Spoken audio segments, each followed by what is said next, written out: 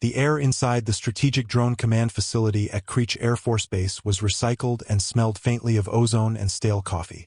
It was a smell Evelyn Reed knew well. It was the scent of manufactured pressure, of men and women staring at screens that held the power of life and death a continent away.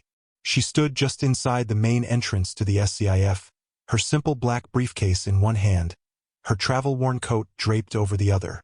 The fluorescent lights overhead hummed a monotonous, soul-crushing tune, reflecting harshly off the polished concrete floors. Colonel James Stratford approached, his stride a carefully calibrated display of importance. He was a man whose uniform seemed a size too small for his ego, the fabric straining at the shoulders.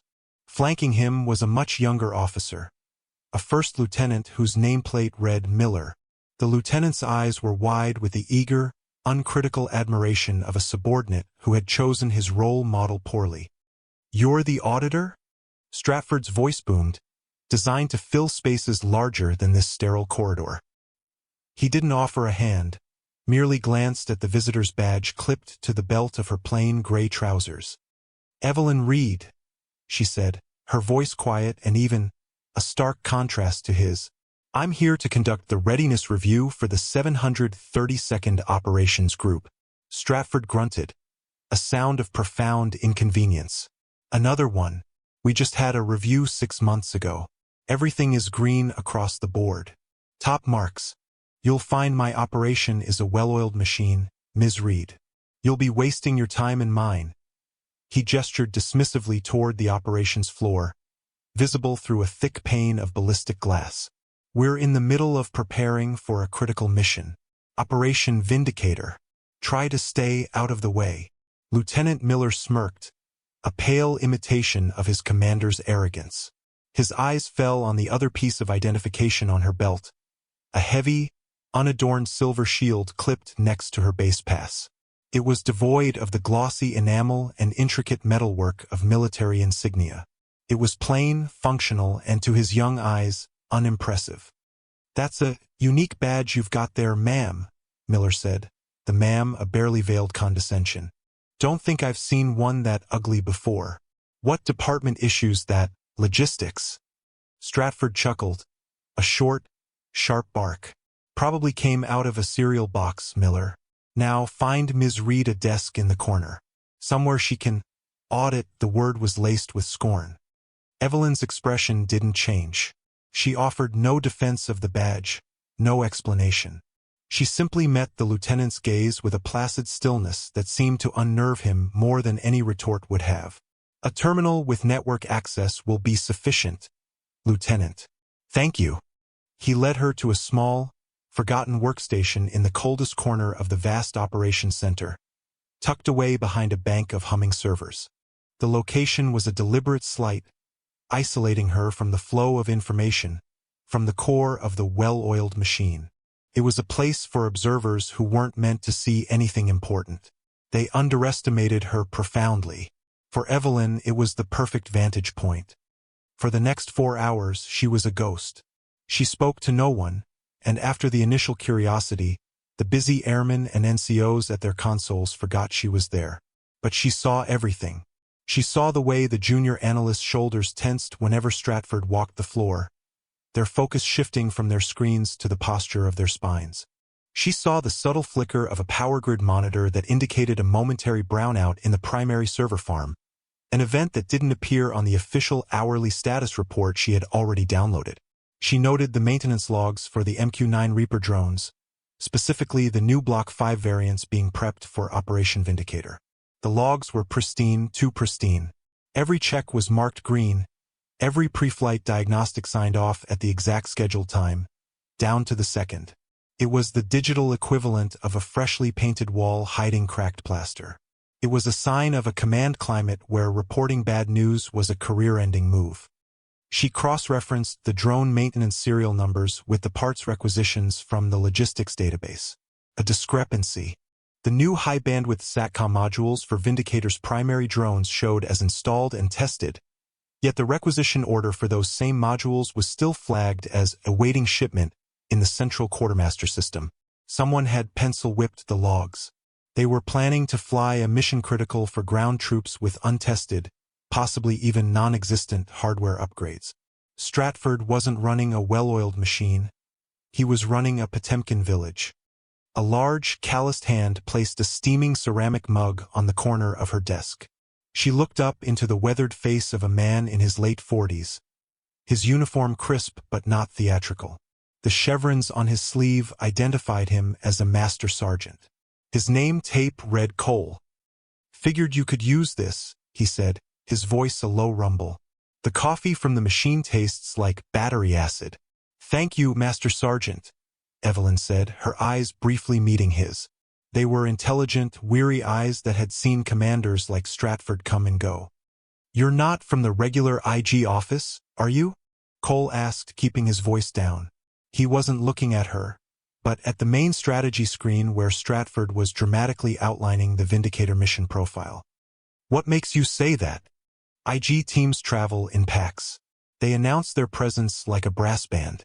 They ask loud questions and look at performance metrics," Cole said, his gaze flicking to her screen for a split second. She had the base's power grid schematics open. "They don't sit in a corner quietly pulling up infrastructure blueprints and cross-referencing shipping manifests. You're looking for cracks in the foundation, not smudges on the windows." Evelyn took a slow sip of the coffee. It was good. Real.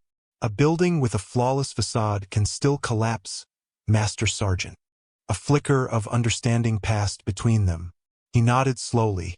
"That it can. Well, my station is over there if you need anything real." He tapped the side of his own terminal and walked away. The silent alliance forged. He was one of the quiet ones, the professionals who held the military together with competence and integrity while men like Stratford took the credit. An hour later, the formal pre-mission brief for Operation Vindicator began. The lights on the ops floor dimmed, focusing all attention on the massive central screen. Colonel Stratford stood before it like a conductor, using a laser pointer to trace the flight paths of the drones. His voice was a symphony of acronyms and buzzwords, painting a picture of technological infallibility. "Operation Vindicator will be the new benchmark for remote combat support," he declared. "Our Block 5 Reapers, equipped with the new Talon 3 data link, will provide an unprecedented level of real-time intelligence to the SEAL team on the ground. We will have total situational awareness. There is zero room for error, and my team will deliver zero errors." He was selling a fantasy. Evelyn had just confirmed it. The Talon 3 modules were still sitting in a crate in Ramstein, Germany. The drones were running on the older, less reliable Talon 2 system, a system notoriously susceptible to atmospheric interference in the mountainous region the SEALs were about to enter. A young airman in the back row, a data specialist named Peterson, hesitantly raised his hand. "Sir, I'm seeing some significant solar flare activity projected for the target area. It could cause signal degradation with the Talon 2 system." The room went cold. The airman had broken the unspoken rule. Never question the colonel's narrative. Stratford's head snapped toward the analyst. His smile was gone, replaced by a mask of cold fury. "Did you say Talon 2, airman?" Yes, sir. The system specs for drones 7, 8, and 9 still list the Talon 2 modules." Peterson stammered, his confidence evaporating under Stratford's glare. "The board says we are green on Talon 3 upgrades," Stratford said, his voice dangerously low. He pointed a rigid finger at the main screen, where a bright green icon next to OMMS declared all systems go. "Are you telling me my board is wrong, airman?" "No, sir, but the raw diagnostic." "I'll ask you again, Airman Peterson. Is my board wrong?" The young man shrank in his chair. The pressure was immense. To his left and right, his colleagues stared intently at their own screens, offering no support. They knew the price of dissent. "No, Colonel. The board is not wrong." "Good," Stratford boomed, his smile returning, predatory and triumphant. "Then let's get back to winning the fight." Evelyn watched the exchange, her face impassive. She took a slow, deliberate sip of her now-cold coffee. She saw the lie ripple through the room, poisoning the trust between the operators and their data. She saw the slump in Airman Peterson's shoulders, the defeat of a professional who was forced to betray his own expertise.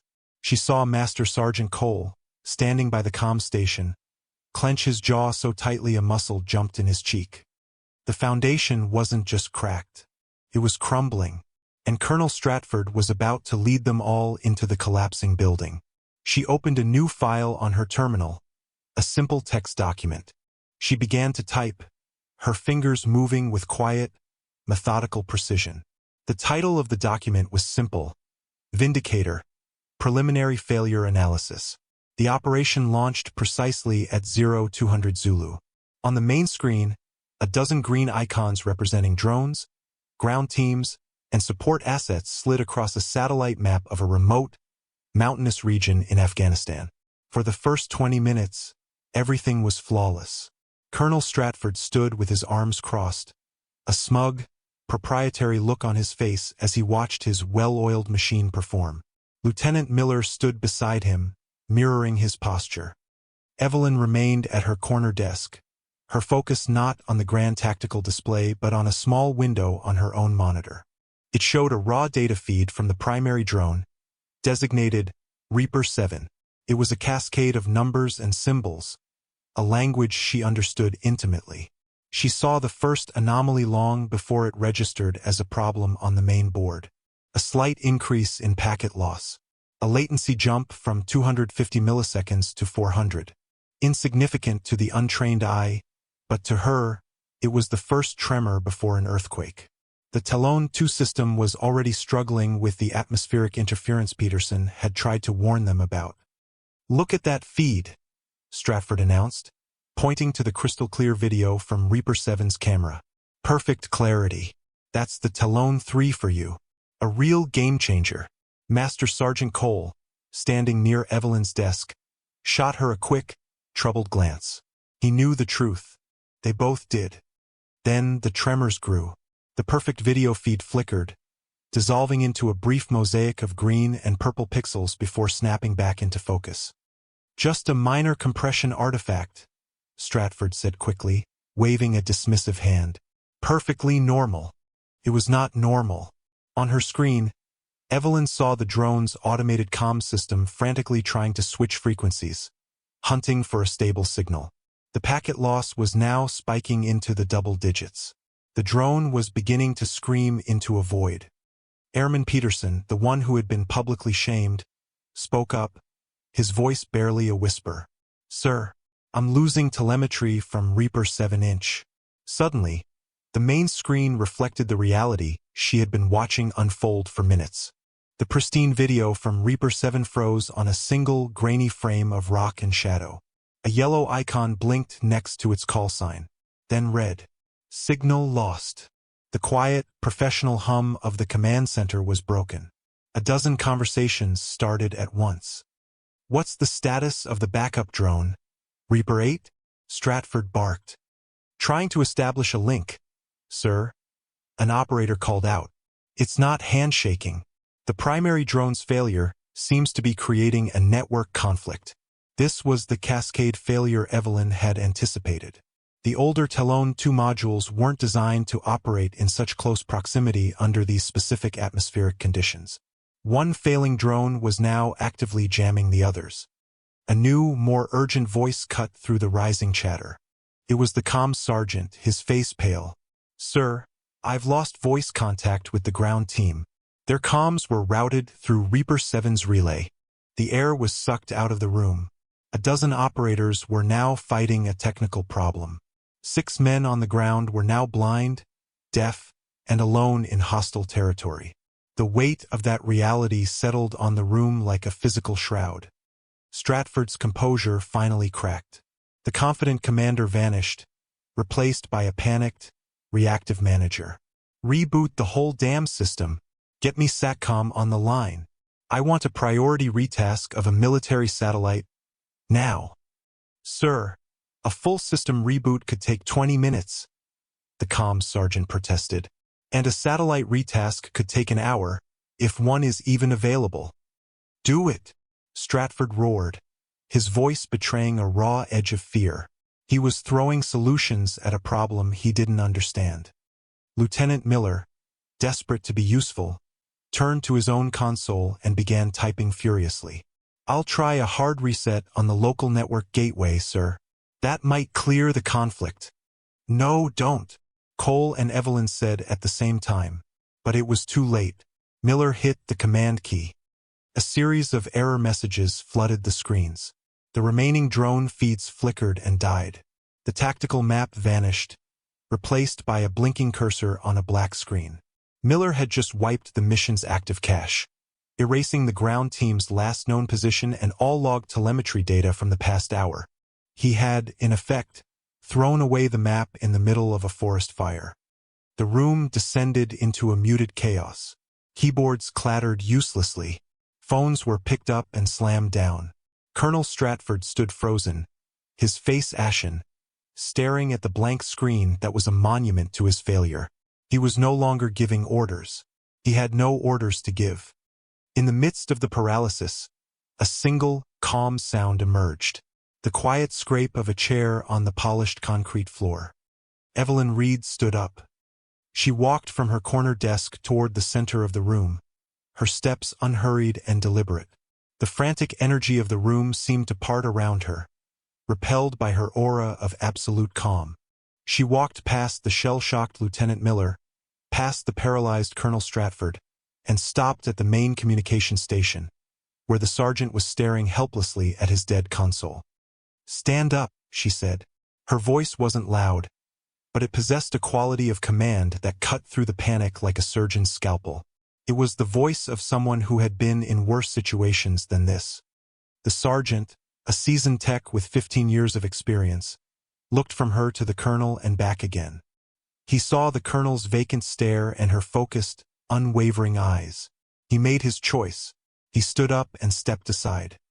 Evelyn slid into the chair. Her hands flew across the keyboard, not with panicked speed, but with an economy of motion that spoke of thousands of hours of practice. She wasn't trying to fix the system Stratford and Miller had broken. She was bypassing it entirely. "Lieutenant Miller," she said, her eyes fixed on the command line interface she had just opened. "Stop touching your keyboard. You're generating ghost pings that are flooding what little bandwidth we have left." Miller, who had been about to try another desperate command, froze, his hands hovering over the keys. He looked to Stratford for guidance, but the colonel was silent.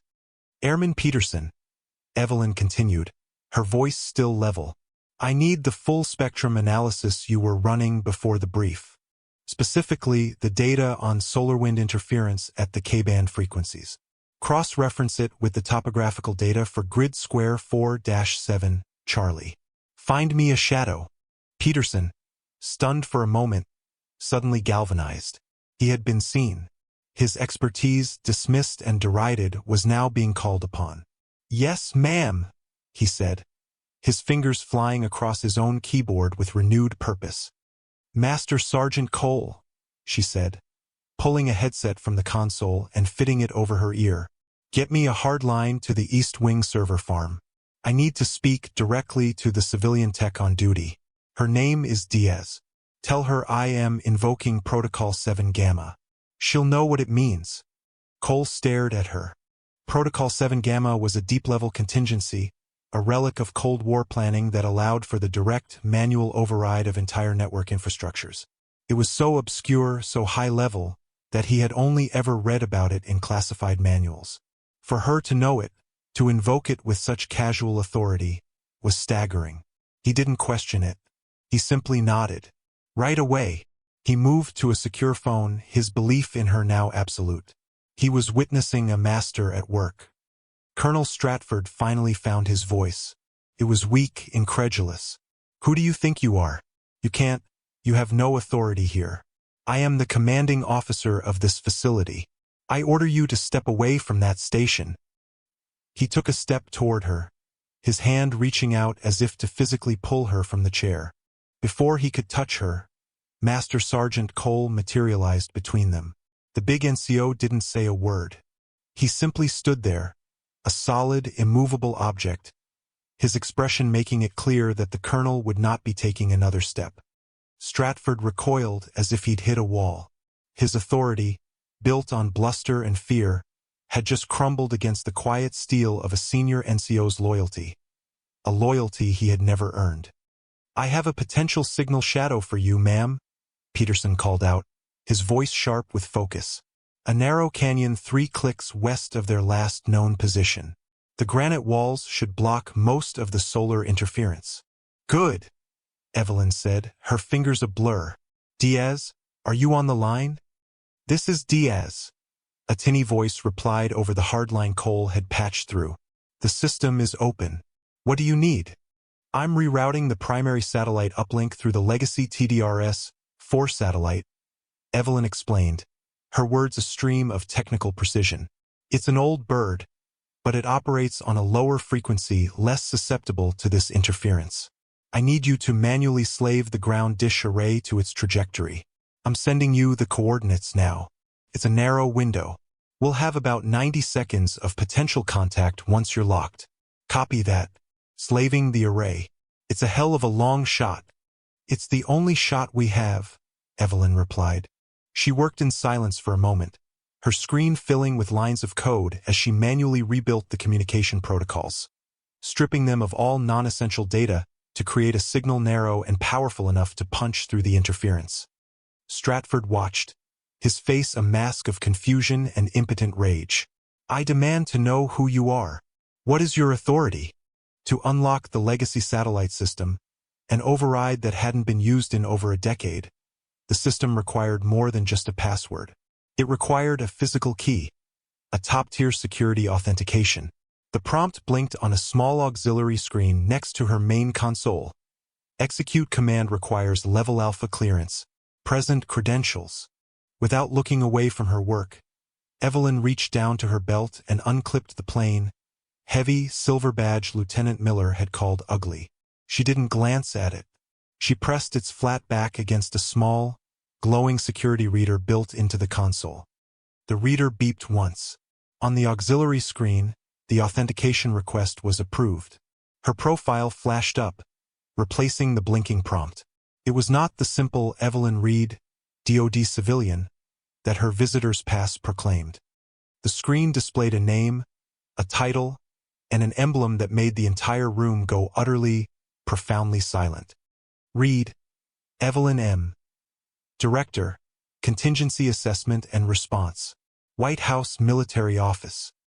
And below the text, not a departmental logo, but the unmistakable, intricate, and awe-inspiring image of the seal of the President of the United States. The clicking of her keyboard was the only sound in the sudden, tomb-like stillness. Lieutenant Miller looked as if he might faint. His mockery of her ugly badge replayed in his mind, each word now a searing indictment of his own foolishness. Colonel Stratford's face, already pale, lost its remaining color. He looked from the screen to the unassuming woman in the gray trousers, and in that moment, he understood the true scale of the disaster he had presided over. He had not just failed a mission. He had showcased his terminal incompetence in front of a direct representative of the executive branch. His career was over. He just didn't know how long it would take to bury the body. The quiet allies, Cole and Peterson, exchanged a look not of surprise, but of profound validation. They had recognized the quality of the steel without needing to see the maker's mark. The other operators simply stared, their fear of the crisis now replaced by a deep and sudden respect for the woman who was single-handedly pulling them from the fire. Evelyn seemed oblivious to the revelation. Her entire being was focused on the task at hand. The badge had served its purpose. It was a key, nothing more. "Array is locked," Diaz's voice crackled. "You have 90 seconds, starting now." Evelyn hit the execute key. She put a hand to her headset, her voice now a low, urgent murmur. "Anvil 6, this is Arbiter, over. Anvil 6, this is Arbiter. Do you copy?" For a long, agonizing 10 seconds, the only reply was the hiss of static. The hope in the room began to fray. Then, a voice, faint and distorted, but unmistakably human. "Copy, Arbiter, read you, faint. We are pinned down, taking heavy fire from the ridge, A collective, silent exhale swept through the room. Contact. Solid copy. Envil 6, Evelyn said, her voice a lifeline of pure calm. We see the ridge. Help is on the way. I need you to hold on. For the next hour, Evelyn Reed conducted an orchestra of rescue from that single chair. She was no longer just an analyst. She was the mission commander, the strategist, and the calm voice in the ear of the men on the ground. Using the partial data from the brief comms window and the terrain analysis from Peterson, she rerouted a flight of F-16s from a different sector, providing them with targeting coordinates for the enemy position. She couldn't see through a drone's camera, but she could see the battle space through the lens of pure data, anticipating enemy movements based on terrain and probability. She talked the SEAL team through a fighting withdrawal, her instructions concise and clear. Anvil 6, move 200 meters west-southwest. There is a dry riverbed that will provide cover. Acknowledge. Acknowledged, Arbiter. Moving now. She coordinated with the F-16s, timing their strafing run to cover the SEALs' retreat. She arranged for a medevac helicopter, launched from a different base outside Stratford's sphere of influence, to meet them at a new, safer extraction point. She did all of this while the men who were supposed to be in charge stood by, rendered mute and irrelevant by her sheer, overwhelming competence. Colonel Stratford did not move. He simply watched the woman he had dismissed as a box-checker save the lives of his men and salvage what was left of his command. Finally, a new voice came over the speaker, crisp and clear from a fully restored network. Arbiter, this is Rescue 1. We have visual on Anvil 6. All 6 are aboard. I repeat, all 6 are aboard and we are heading home. The tension that had held the room in its grip for over an hour finally broke. There was no cheering, just the quiet, heavy sighs of relief. The operators slumped in their chairs, emotionally and mentally exhausted. Evelyn methodically closed the command windows on her screen, restoring the console to its default state. She took off the headset and wiped it down with a sanitizing cloth before placing it carefully back in its cradle. Her work was done. She stood and turned. For the first time since the crisis began, she looked directly at Colonel Stratford. Her eyes held no anger, no triumph, not even pity. They were the eyes of an inspector, a woman whose job was to observe, to assess, and to report the truth. The truth of this room, of this command, was devastating. My full report will be on the Secretary of Defense's desk by 0800, Colonel, she said, her voice back to its quiet, even tone. I suggest you begin preparing your statement. She offered him no salute. He held no authority worth acknowledging.